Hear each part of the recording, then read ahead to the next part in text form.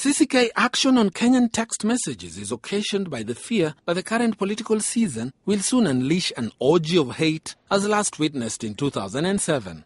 The regulations that we are launching today provide with the mobile operators an opportunity to vet those messages from the sources.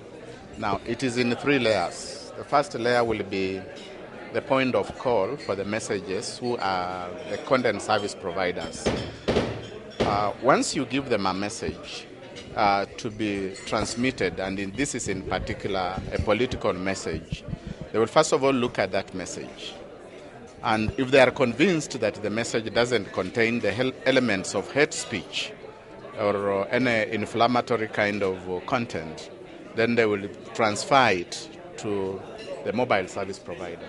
Regulating and bringing to book offenders will be much easier, given that all mobile phone holders are currently required to register their lines. The deactivation of fake mobile devices will now make it easier for law enforcement agencies to track down those using mobile phones to perpetrate crimes, including transmission of irresponsible and divisive messages.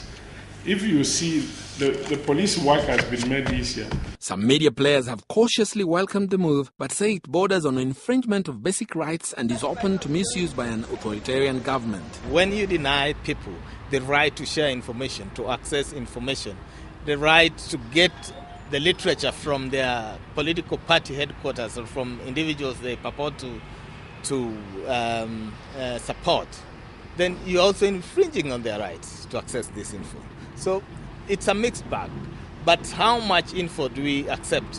What is the borderline on propaganda? We cannot start banning messages before we define what kind of messages that we are really directing. To blanket the whole bulking of messages is to deny these people an opportunity. Because what happens when it's a good message but only one line or one word is offensive, or 2 sentences? What's the border mark? So what is it that they are trying to advertise people? And people are paid for these services anyway. The National Cohesion and Integration Commission, NCIC, however, welcomes the move, but wishes that it could also rein in the renegade social media sphere that has become the latest theater of hate. Facebook has been an issue, and other forms of social media have been an issue of concern for the Cohesion Commission, largely because it's a largely unregulated sphere. People can say whatever they want. People can do whatever they want in camouflage of fake names or fake identities.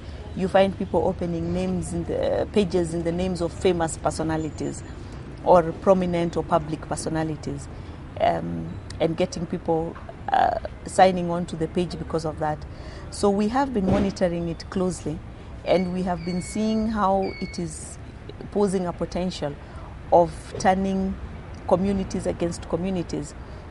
Now, in our engagement with the issue of Facebook, other than just monitoring it, we have tried to investigate a number of cases, but anyone who has worked with prosecution of social media cases will appreciate that it is a very expensive and very tedious endeavor, because proving and linking a person to a particular laptop or an iPad or a computer at any given time is a tall order.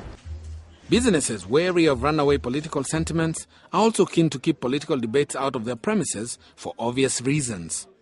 This barbershop in the Nairobi Central Business District has banned political talk in the premises.